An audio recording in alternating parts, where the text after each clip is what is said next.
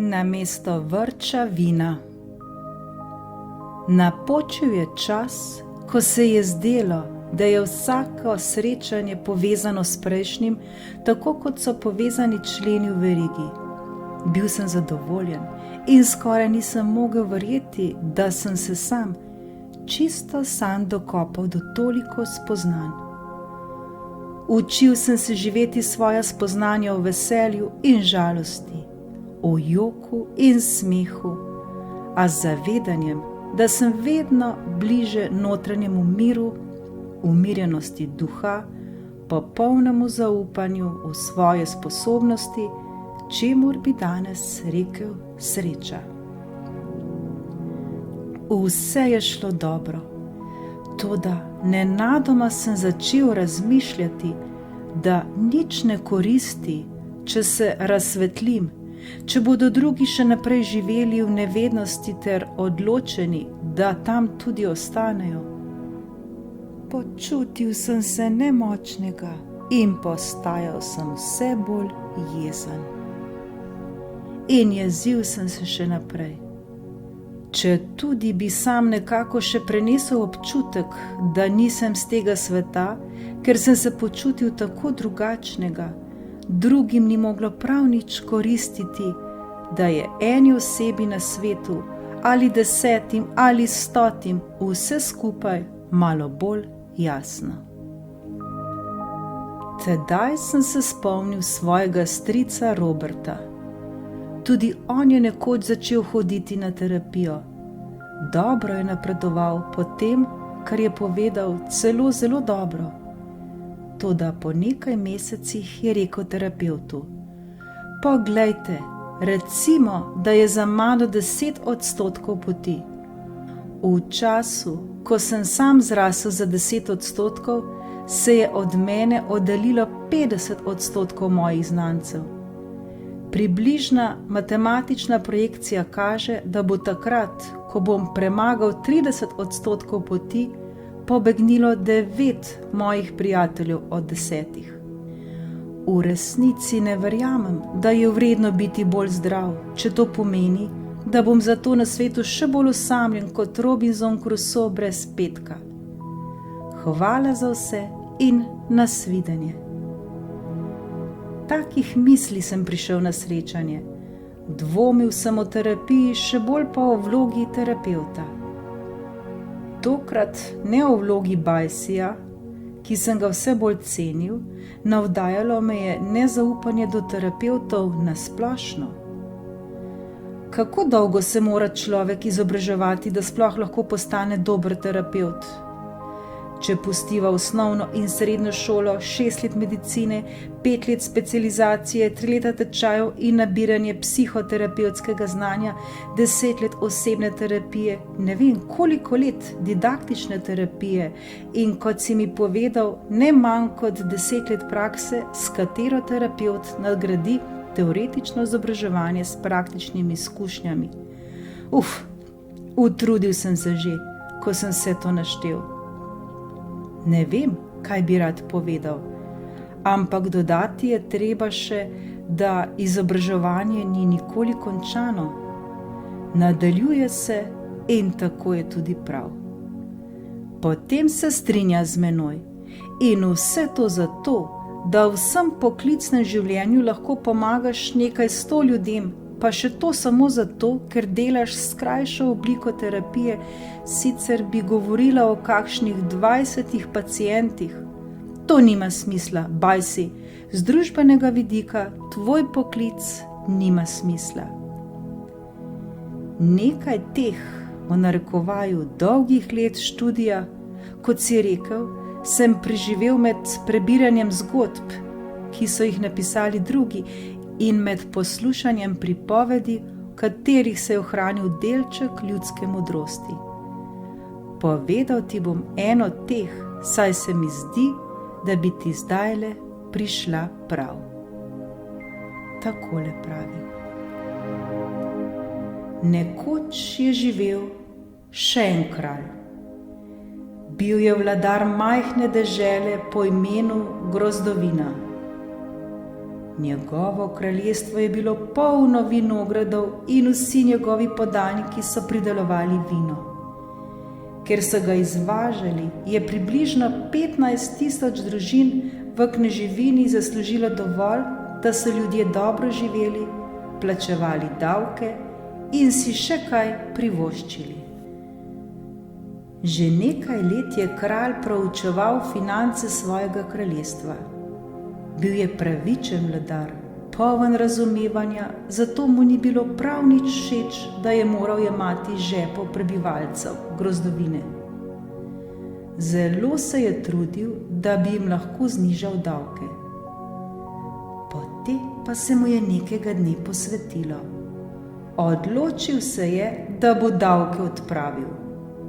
Vsakega od podanikov bo prosil le, da za plačilo državnih stroškov enkrat na leto v času stekleničenja prinese na vrt palače liter svoje najboljše trgatve in ga zlije v velik sod, ki ga bodo do tedaj postavili. Od prodaje 15.000 litrov vina bodo dobili denar za kraljevi proračun, zdravstveno zavarovanje in šolstvo. Novica se je razširila po kraljestvu z razglasi in plakati pritrjenimi na glavnih ulicah mest. Veselje ljudi je bilo nepopisno.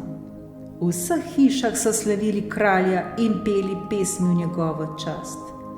V vseh krčmah so dvigovali kupe in nazdravljali na kraljevo dobro zdravje in dolgo življenje. Napočil je dan dajatev. Ves teden so prebivalci na cesti in tržnicah, trgih in v cerkvah drug drugega opominjali, naj ne pozabijo na obvezo. Državljani so kralju hoteli povrniti dobroto. Že od zore so v palačo prihajale družine vinarjev, družinski očetje in nosili vrče. Drug za drugim so se vzpeli na vrh ogromnega kraljevega soda, izpraznili vrč in nato se stopili po drugi lestvi, ob kateri je stal kraljevi zakladnik, da je na oblačilo vsakega kmeta pripel značko s kraljevim grbom. Sredi popoldneva, ko je zadnji kmet izpraznil svoj vrč, se je razvedelo, da nihče ni umanjkal. Gromozanski sod za 15.000 litrov je bil poln. Vsi podaniki do zadnjega so pravočasno prišli na vrt in v sod izlili svoj vrč. Kralj je bil ponosen in zadovoljen. Ob mraku so se ljudje zbrali na trgu pred palačo in s klici vladarja zvabili na balkon. Vsi so bili srečni. Kralj je ukazal, naj v prekrasen kristalni kozarec, ki ga je podedoval po prednikih, zajamejo malo zbranega vina. Zazrl se je v čašo in rekel podanikom: Čudovito ljudstvo Grozdovine, kot sem predvideval, so danes prišli v palačo vsi prebivalci kraljestva. Z vami želim deliti veselje krone zaradi vdanosti, ki jo je danes ljudstvo izkazalo svojemu kralju. Ta je enaka vdanosti kralja svojemu ljudstvu. In prav nič boljšega ne morem storiti, kot nazdraviti vam s prvo čašo tega vina, ki bo nedvoumno božanski nektar, pijača iz najboljših grozdov na svetu. Pridelale so jih najbolj pridne roke na svetu in zalivalo jih je največje bogastvo kraljestva, ljubezen naroda. Vsi so jokali in vzklikali kralju. Eden od služabnikov je kralju podal čašo. Ta jo je dvignil, da bi nazdravil ljudstvu, ki je navdušeno ploskalo. Toda njegova roka se je presenečeno ustavila. Ko je dvignil kozarec, je ugotovil, da je tekočina prozorna, brezbarvna. Kozarec je počasi približal nosu, ki je bil izurjen za vonjave najboljših vin in se je prepričal, da je tekočina tudi brez vonja. Ker je bil izvrsten okuševalec, je skoraj samogibno ponesel kupok k ustom in srknil požirek. Vino ni imelo okusa po vinu, pa tudi ne po ničemur drugem. Kralj je ukazal, naj mu prinesejo še en kozarec vina iz soda, nato še enega. Nazadnje je naročil, naj vzamejo vzorec vina še z vrha. Brez uspeha. Vedno je bilo enako. Tekočina je bila brez vonja, brez barve in brez okusa. Hitro so sklicali alkimiste kraljestva, da bi proučili sestavo vina. Odločitev je bila soglasna. Sod je bil poln vode, čiste in prave vode. Tedaj je dal kralj zbrati vse modrece in čarodeje kraljestva, da bi čim prej razvozljali skrivnost. Kakšen urok, kemična reakcija ali čarovnija se je zgodila, da se je mešanica vin spremenila v vodo. Najstarejši minister kraljeve vlade je stopil k njemu in mu zašepetal na uho. Čudež, urok, preobrazba. Nič takega se ni zgodilo, gospod, nič takega. Vaši podaniki so ljudje, veličanstvo, to je vse. Ne razumem, je rekel kralj. Vzemiva na primer Janeza. Ima ogromen vinograd, ki se razprostira od gore do reke. Grozdje, ki ga natrga, je med najboljšimi v kraljestvu, njegovo vino se najbolje prodaja in je najdražje. Davi, ko se je z družino odpravil na pot, se mu je nekaj posvetilo. Kaj pa, če namesto vina v vrč prinese vodo? Kdo bi lahko opazil razliko? En sam vrč vode med 15.000 litri vina, nihče ne bi opazil razlike, nihče. In res je nihče ne bi opazil, če ne bi bilo ene majhne podrobnosti. Vsi so pomislili enako.